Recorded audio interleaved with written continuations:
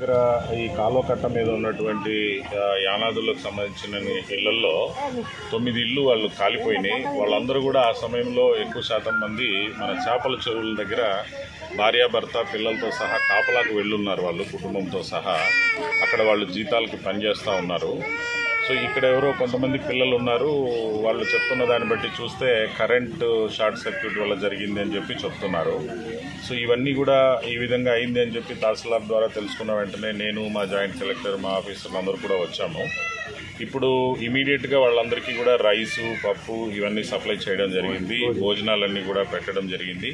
వాళ్ళకు రగ్గులు కూడా సప్లై చేశాము. ప్రతి కుటుంబానికి 5,000 చొప్పున ఇచ్చేదానికి కూడా రెడీ చేశాము. కొన్ని కుటుంబాలకు ఇప్పుడే ఇచ్చాము, మిగతా కూడా తహసీల్దార్ ఇస్తూ ఉన్నారు.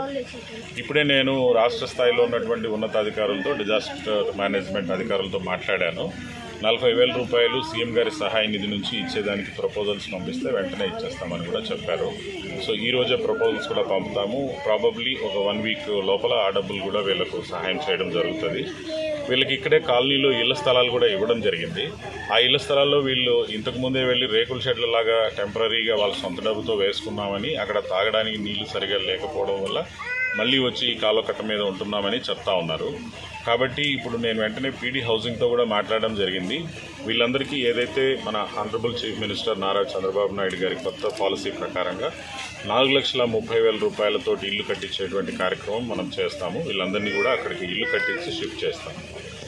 Thank you.